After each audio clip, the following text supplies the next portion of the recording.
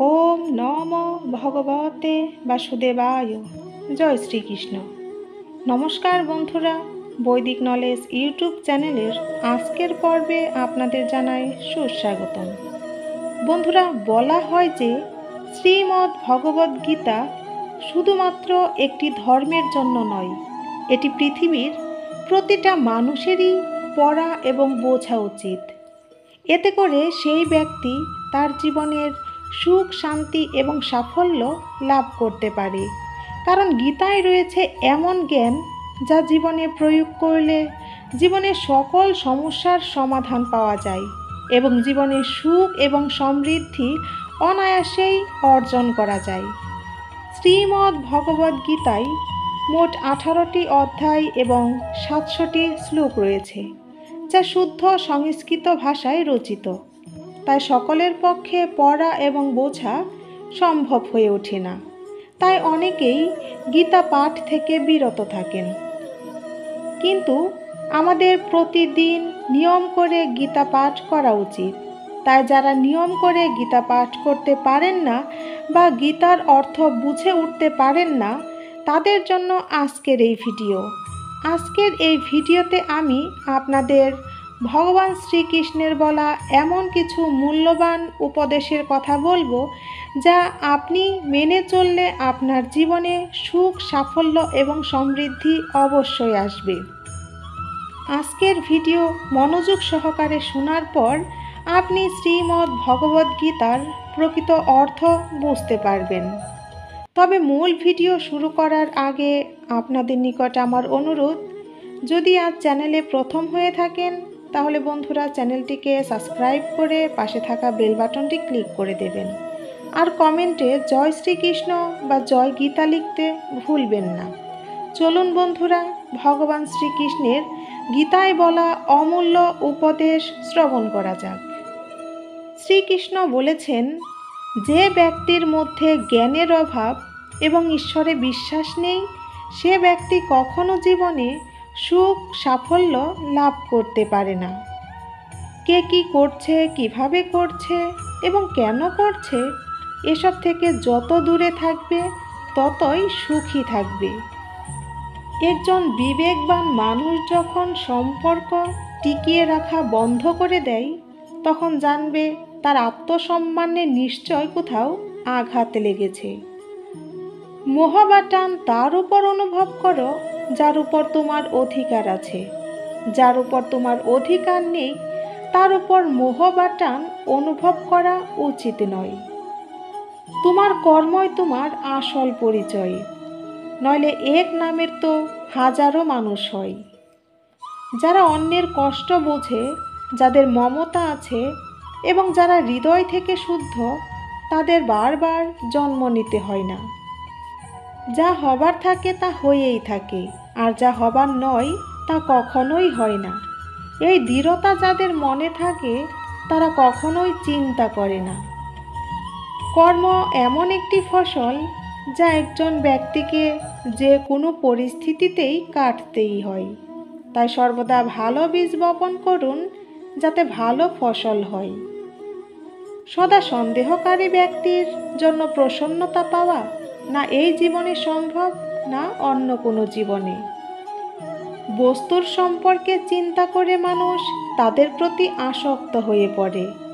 এই কারণে তাদের মধ্যে কামনা বাসনা তৈরি হয় এবং কামনা বাসনা বিঘ্নিত হলেই ক্রোধ উৎপন্ন হয়। ভালোবাসা সর্বদা ক্ষমা চাইতে পছন্দ করে এবং অহং সর্বদা ক্ষমা চাওয়াতে পছন্দ করে। মৌন থাকাই সবচেয়ে শ্রেষ্ঠ উত্তর, যে আপনার কথার মূল্য দেয় না। হে পার্থ, যাদের ভক্তিতে বিশ্বাস নেই তারা আমাকে লাভ করতে পারে না। তাই তারা জন্ম মৃত্যুর পথে এই ভৌতিক জগতে বারবার আসতেই থাকে। ভগবান শ্রীকৃষ্ণ গীতায় বললেন, হে অর্জুন, যারা আমার পরম ভক্ত, যারা সর্বদা আমাকে স্মরণ করে এবং একক চিত্তে আমার উপাসনা করে, আমি স্বয়ং তাদের মনের ইচ্ছে পূরণ করি। যতটা সম্ভব চুপ থাকাই ভালো, কারণ কথাই মানুষকে সবচেয়ে বেশি অপরাধ করতে বাধ্য করে। ভালো কাজ করার পরও মানুষ শুধু তোমার খারাপ কাজগুলোই দেখবে। তাই লোকে কি বলবে তাতে কান দিও না, তোমার কর্ম করে যাও। তুমি আজ যে কর্ম করছো তার ফল তুমি কাল অবশ্যই পাবে। আর আজ তোমার যা কিছু আছে তা তোমারই দ্বারা করা তোমার কর্মের অতীতের ফল। তোমার কেবল তোমার কর্ম করার উপরে অধিকার আছে, কর্মফলের উপর নয়। না তুমি নিজেকে তোমার কর্মের ফলের কারণ মনে করো, আর না কখনো কর্ম না করার প্রতি আসক্তি হইও। মানুষ নয়, তার কাজ ভালো বা মন্দ হয়, আর মানুষের কর্ম অনুযায়ী সে তার ফল অবশ্যই পায়। যখন ভবিষ্যৎ অন্ধকার দেখাতে শুরু করে তখন তোমার বর্তমানের দিকে মনোনিবেশ করা উচিত। চেষ্টা করো, সমাধান বের করো। আজ না হলে কাল বের হবে। অর্জুনের তীরের মতো মরুভূমির থেকেও জল বেরিয়ে আসবে। যখন আমাদের মন দুর্বল হয় তখন পরিস্থিতি একটি সমস্যা হয়ে দাঁড়ায়, আর যখন মন স্থিতিশীল থাকে তখন পরিস্থিতি একটি পরীক্ষা হয়ে দাঁড়ায়। আর যখন আমাদের মন মজবুত হয় তখন পরিস্থিতি সুযোগ তৈরি করে। জীবনের সবচেয়ে বড় ভুল সেটাই যেটা থেকে আমরা কখনো কিছুই শিখি না। হে ভরতবংশী, দেহের মধ্যে থাকা জীবাত্মাকে কখনো হত্যা করা যায় না। তাই কোনো জীবের জন্য তোমার শোক করার দরকার নেই। শ্রীকৃষ্ণ বলেন, আমি কারোর ভাগ্য তৈরি করি না, সবাই সবার ভাগ্য নিজেই তৈরি করে কর্ম দ্বারা। ভালো উদ্দেশ্য নিয়ে করা কাজ কখনো বৃথা যায় না, আর তুমি তার ফল অবশ্যই পাবে। কোনো কাজ নিয়ে চিন্তা করা উচিত, কিন্তু চিন্তা এত করা উচিত নয় যাতে ওই কাজই নষ্ট হয়ে যায়। বদলে যাও সময়ের সাথে, অথবা সময়কে বদলাতে শেখো। ভাগ্যকে দোষ না দিয়ে যে কোনো পরিস্থিতিতে চলতে শেখো। অন্যের জীবনকে পরিপূর্ণতার সাথে অনুলিপি করা বা অনুসরণ করার চেয়ে নিজেকে জেনে অসম্পূর্ণভাবে বেঁচে থাকা ভালো। সংসারে কোনো মানুষই সর্বগুণ সম্পূর্ণ নিখুঁত হয় না, তাই ত্রুটি অপেক্ষা করে তাদের প্রতি সম্পর্ক বজায় রাখো। সঠিক কর্ম সেটা নয় যার ফলাফল সর্বদাই সঠিক হয়, তবে সঠিক কর্ম হলো সেটা যার উদ্দেশ্য কখনোই ভুল নয়। সময় শেখায় জীবন কারোর জন্য অপেক্ষা করে না, আর না কারোর জন্য থেমে থাকে। জীবনও তার সাথেই খেলে যে খেলোয়াড় সেরা হয়। কষ্ট সবার একই রকম, কিন্তু আত্মবিশ্বাস সবার আলাদা আলাদা। কেউ হতাশ হয়ে ছিন্ন ভিন্ন হয়ে যায়, আবার কেউ সংগ্রাম করে জ্বলে ওঠে। মানুষকে তার কর্মের সম্ভাব্য ফলাফলের দ্বারপ্রান্ত, জয় পরাজয়, লাভ ক্ষতি, সুখ দুঃখ ইত্যাদির সম্ভাব্য পরিণতি ভেবে চিন্তাগ্রস্ত হওয়া উচিত নয়। তুমি যদি তোমার ভুল থেকে কিছু শেখো তবে ভুলগুলো তোমার সিঁড়ি হবে, আর তুমি যদি না শেখো তবে ভুলগুলো সাগর হয়ে যাবে। সিদ্ধান্ত তোমার, তুমি ডুববে নাকি উপরে উঠবে। মানুষের উচিত ফলাফলের চিন্তা না করে লোভ লালসা ছাড়া নিঃস্বার্থ ন্যায়পরায়ণ হয়ে নিজের কর্তব্য পালন করা। যেমনভাবে আলোর জ্যোতি অন্ধকারে চকচক করে, তেমনি সত্যও সর্বদা চকচক করে। তাই মানুষকে সর্বদা সত্যের পথেই চলা উচিত। মানুষ যেমন করে পুরনো বস্ত্র পরিত্যাগ করে নতুন বস্ত্র পরিধান করে, ঠিক তেমনি আত্মাও অসার শরীর পরিত্যাগ করে নতুন এক ভৌতিক শরীর ধারণ করে। সমস্যাগুলো ততটা শক্তিশালী নয় যতটা আমরা মনে করি। কখনো কি শুনেছ অন্ধকার সকাল হতে দেয়নি? ভুল খোঁজা ভুল নয়, শুধু শুরুটা নিজের থেকে হওয়া উচিত। এটা জরুরি নয় যে প্রতিবার তোমার কথাকেই সঠিক বলে ধরা হবে, তাই মাঝে মধ্যে চুপ থাকাই বেশি ভালো হয়। যে যত শান্ত হয় সে ততই গভীরভাবে তার বুদ্ধির প্রয়োগ করতে পারে। সমালোচনা ভয় পেয়ে কখনোই নিজের লক্ষ্য ত্যাগ করো না, কারণ যারা সমালোচনা করে তাদের মতামত লক্ষ্য অর্জনের সাথে সাথেই পরিবর্তন হয়ে যায়। তোমার পরাজয় এবং জয় তোমার চিন্তার উপরে নির্ভর করে। তাই তুমি যদি মেনে নাও তবে পরাজয় হবে, আর তুমি যদি দৃঢ় প্রতিজ্ঞ হও তবে বিজয়ী হবে। সবচেয়ে বিচক্ষণ ও স্থির মনের মানুষ সেই যে সফলতায় গর্বিত হয় না আর ব্যর্থ হলেও দুঃখে ডুবে না। যদি তোমার প্রশংসা করা হয় তবে তোমার আরও সতর্ক হওয়া উচিত। জীবনে কখনো কারোর সঙ্গে তুলনা করবে না। তুমি যেমনই হও তুমিই শ্রেষ্ঠ তোমার কর্ম দ্বারা। একজন মানুষ তার বিশ্বাস দ্বারা তৈরি হয়। সে যেমন বিশ্বাস করে সে তেমনই হয়ে ওঠে। যে মনকে জয় করেছে তার জন্য মনই সবচেয়ে ভালো বন্ধু, কিন্তু যে এটা করতে পারে না তার জন্য মন সবসময়ই শত্রু হয়ে ওঠে। নেতিবাচক চিন্তা আসবে, এটা স্বাভাবিক, তবে এটা তোমার উপরে নির্ভর করে তুমি তাদের উপরে কতটা গুরুত্ব দাও। সর্বদা মনে রাখবে, ভালো দিনগুলো পেতে তোমাকে খারাপ দিনের সাথে লড়াই করতেই হবে। জীবনে কোনো কিছুই চিরস্থায়ী নয়, তাই নিজেকে খুব বেশি চাপ দেবে না, কারণ পরিস্থিতি যতই খারাপ হোক তা অবশ্যই পরিবর্তনশীল। সংসারে যে কষ্ট দেয় তার ব্যক্তিত্ব যতই বড় হোক না কেন তা অবশ্যই কখনো ভগবানের কৃপা দৃষ্টির চেয়ে বড় হতে পারে না। অসুবিধাগুলি কেবলমাত্র সেরা মানুষের কাছেই আসে, কারণ তারাই সর্বোত্তম উপায়ে কার্যকর করার ক্ষমতা রাখে। যে যাই বলুক না কেন নিজেকে শান্ত রাখো, কারণ সূর্য যতই উজ্জ্বল হোক সমুদ্র কিন্তু শুকিয়ে যায় না।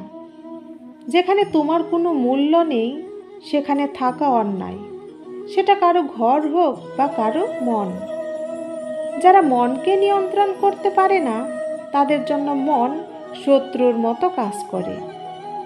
জলে ভাসমান নৌকাকে যেমন ঝড়ের আঘাতে তার লক্ষ্য থেকে দূরে নিয়ে যায়, ঠিক তেমনি অতি আনন্দ মানুষকে ভুল পথে নিয়ে যায়। যদি শুদ্ধ মনে কিছু চাওয়া হয়, ভগবান যা ভাগ্যে আছে তার চেয়েও বেশি দান করে। ভগবান বলেন, যা হয়েছে তা ভালোই হয়েছে, আর যা হচ্ছে তা ভালোই হচ্ছে, যা হবে তাও ভালোই হবে। সৌন্দর্য নির্ভর করে তোমার দৃষ্টিকোণের উপর। কেউ কাদায় ফুটে থাকা পদ্ম দেখে প্রলুব্ধ হয়, আবার কেউ চাঁদেও দাগ খুঁজে পায়।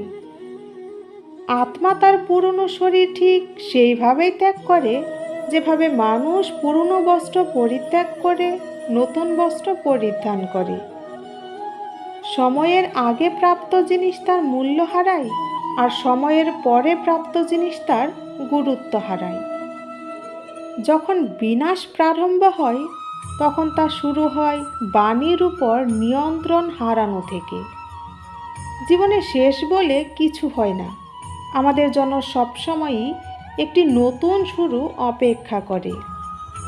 উত্থান হঠাৎ কারো হয় না, সূর্যও কিন্তু ধীরে ধীরে উদিত হয়। যার ধর্ম ও তপস্যা আছে সেই পৃথিবীকে আলোকিত করে। যা ভালো তা গ্রহণ করুন, আর যা খারাপ তা বর্জন করুন। তা চিন্তা, কর্ম বা মানুষ যাই হোক না কেন। মন্দ বড় হোক বা ছোট হোক তা ধ্বংসই ডেকে আনে, কারণ নৌকার গর্ত ছোট হোক বা বড় হোক তা নৌকাকেই ডুবিয়ে ছাড়ে। ভগবান শ্রীকৃষ্ণ বলেন, আমি ব্যক্তিগতভাবে আমার পরম ভক্তদের কল্যাণের দায়িত্ব নিই, যারা সর্বদা আমাকে স্মরণ করে বা শুদ্ধ মনে আমার পূজা করে। পরিবার বা সমাজ দুটোই ধ্বংসের পথে চলে যায় যখন জ্ঞানী ব্যক্তি চুপ থাকে আর অজ্ঞানী ব্যক্তি বলতে শুরু করে। হে অর্জুন, যে ব্যক্তি পূর্ণ বিশ্বাসের সাথে কোনো দেবতার পূজা করতে চায়, আমি সেই দেবতার প্রতি তার বিশ্বাস আরও দৃঢ় করে দিই। তুমি ফিরে যেতে পারবে না আর শুরুকে পরিবর্তনও করতে পারবে না, কিন্তু তুমি যেখানে আছো সেখান থেকেই শুরু করতে পারো আর শেষটা অবশ্যই পরিবর্তন করতে পারো। যখন সংসারে দেখার মতো কিছুই থাকে না, তখন মানুষ ঈশ্বরের দিকে দৃষ্টি নিক্ষেপ করে। যদি কোনো ঘটনায় মানুষ ভয়প্রাপ্ত হয়, তবে তার পরাজয়ই হয়। আর যে মানুষ সব হারিয়েও শান্ত আর একাগ্র থাকে, সেই জয়ী হয়। প্রেম উন্নতি দেয়, উচিত অনুচিতের জ্ঞান দেয়। প্রেম আর মোহের মাঝে পার্থক্য থাকে। বাস্তবে যা প্রেম, তা কোনো মোহ নয়। প্রেমের জন্ম করুণা থেকে হয়, আর মোহের জন্ম অহংকার থেকে। প্রেম মুক্তি দেয়, মোহ আবদ্ধ করে। প্রেম ধর্ম আর মোহ অধর্ম। জীবন না আছে ভবিষ্যতে আর না আছে অতীতে। জীবন তো কেবল এই মুহূর্তে আছে, অর্থাৎ এই মুহূর্তের অনুভব করাকেই জীবন বলে। যে সব ইচ্ছাকে ত্যাগ করে দেয় এবং আমি ও আমার এই লালসাপূর্ণ ভাবনা থেকে মুক্ত হয়ে যায়, সেই একমাত্র প্রকৃত শান্তি লাভ করে। অনেকে মনে করে থাকেন যে সংসারে কাজকর্ম ত্যাগই হলো সন্ন্যাস। কাজ মাত্রকেই তারা বন্ধন বা দুঃখের কারণ মনে করেন, তাই সকল রকম কাজ পরিত্যাজ্য করে। কিন্তু তারা ভুল করেন। কর্ম ত্যাগ করা নয়, কর্মফলের লোভকে ত্যাগ করাই হলো আসল ত্যাগ বা সন্ন্যাস। নরকের 3টে দরজা হয়: কামনা, ক্রোধ এবং লোভ। যখন কোনো ব্যক্তি তার লক্ষ্যকে প্রাপ্ত করে ফেলে, তখন তার জীবনের সব দুঃখ ঘুচে যায় এবং জীবনের নতুন আনন্দ ও খুশি ভরে ওঠে। যার কাছে দুঃখ, সুখ, মান ও অপমান সবই সমান, সেই একমাত্র সিদ্ধ পুরুষ। দুর্বলই কেবল ভাগ্যের দোষারোপ করে, আর বীর ভাগ্যকে অর্জন করে। যে কোনো ব্যক্তি যা চায় জীবনে সেটাই হতে পারে, যদি সে বিশ্বাসের সাথে সেই বিষয়ের উপর চিন্তা করে। কর্ম করে যাও, কিন্তু ফলের চিন্তা করো না। অহংভাবী মানুষের মধ্যে বিভিন্নতা সৃষ্টি করে।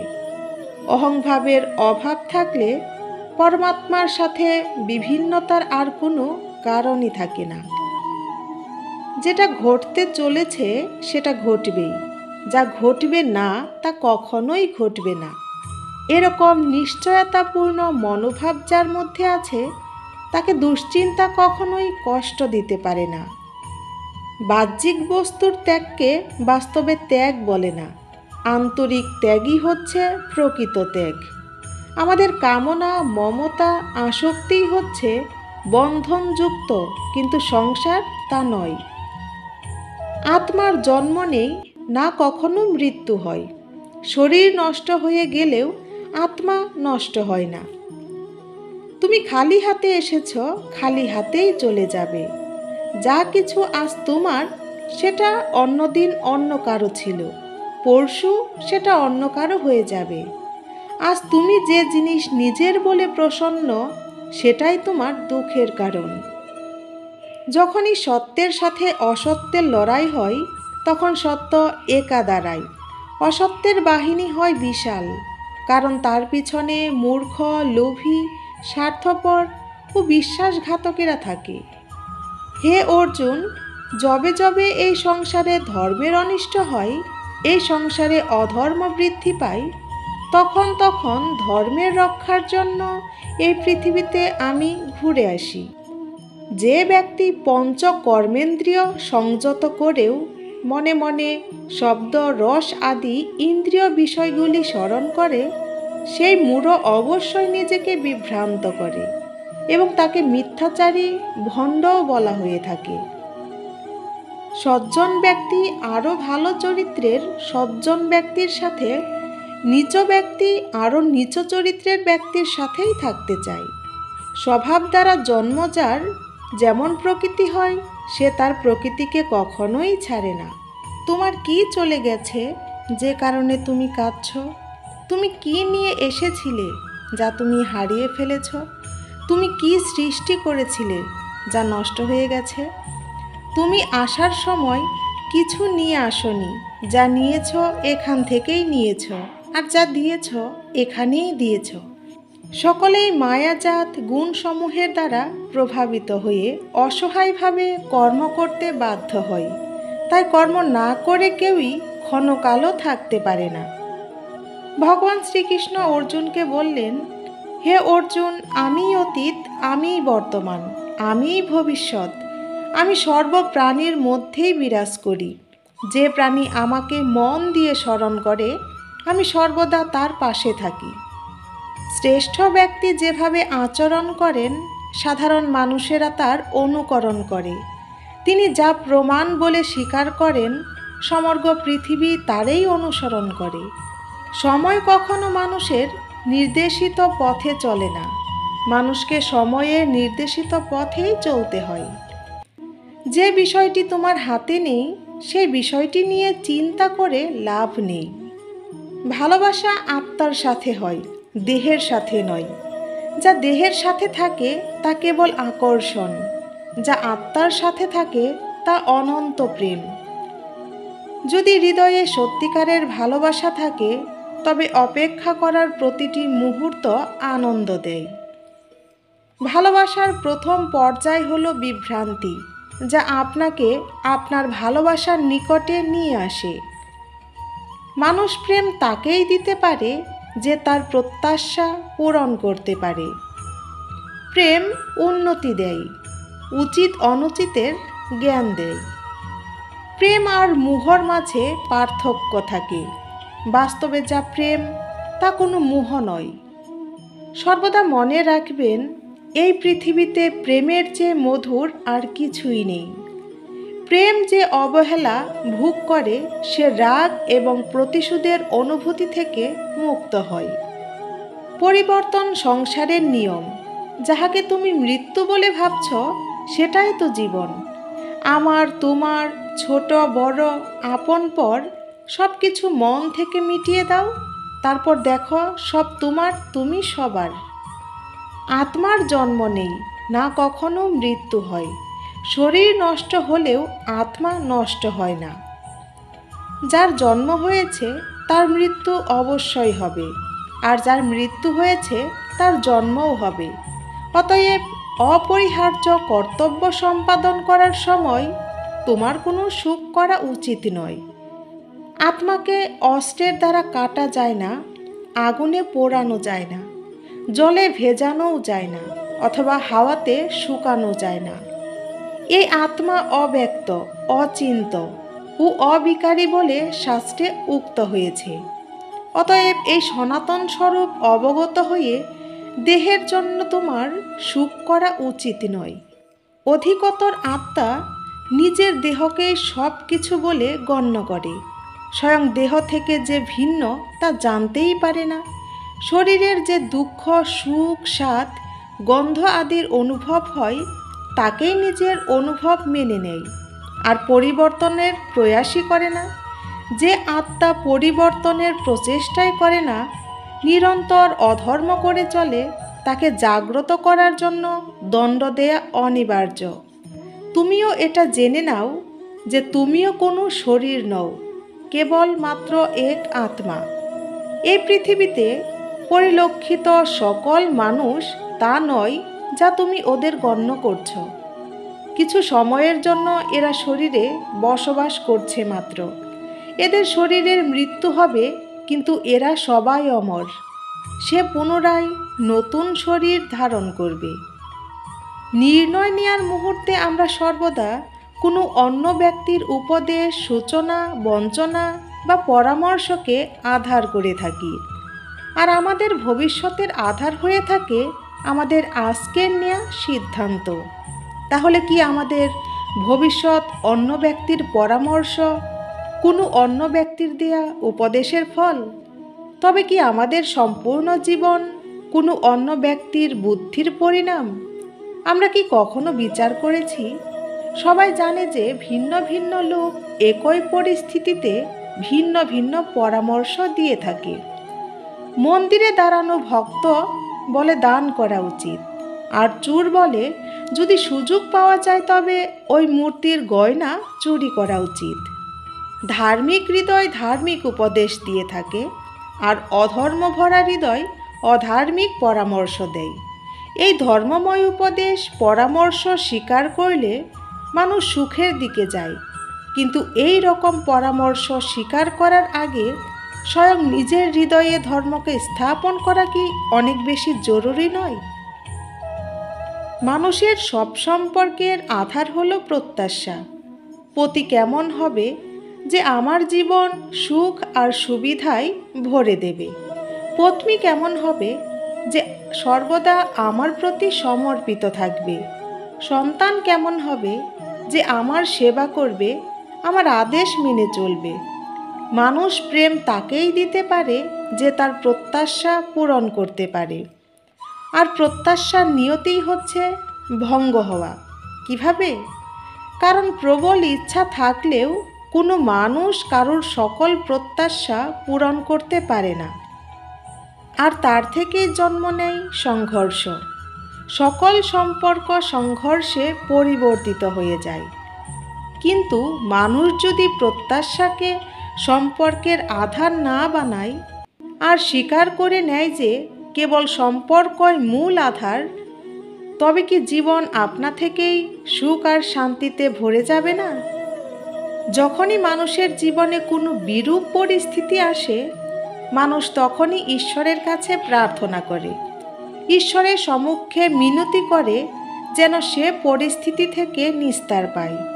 কিন্তু এই প্রার্থনার বাস্তবিক রূপ কেমন হয় সেটা কি আমরা কখনো বিবেচনা করেছি? প্রার্থনার অর্থ হলো নিজের সমস্ত আকাঙ্ক্ষা, সমস্ত চিন্তা, সমস্ত সংকল্প, সমস্ত পরিকল্পনা ঈশ্বরের চরণে দান করা। অর্থাৎ নিজের কর্মের ফল কি হবে সেই নিয়ে চিন্তা না করে ধর্মের অনুরূপ কর্ম করা। ঈশ্বরের পরিকল্পনাকেই নিয়তি বলে মেনে নেয়া, সেটাই তো প্রার্থনা, তাই তো? কিন্তু ঈশ্বরের সমস্ত পরিকল্পনাটা বোঝাটাও কি সম্ভব? সেই সব পরিকল্পনা তো আমাদের কর্মের পরিণামস্বরূপ প্রকাশ পায় সর্বদা। যদি কেউ সব কর্মকেই ত্যাগ করে, সেটা কি প্রকৃত প্রার্থনা? বাস্তবে কর্মই জীবন, আর ফলের প্রতি মোহ না করাই সত্যিকারের প্রার্থনা। যে প্রার্থনা কর্মের পথে বাধা হয়ে দাঁড়ায়, মানুষকে কার্যই করতে দেয় না, সেটা প্রার্থনা না, সেটা পরাজয়।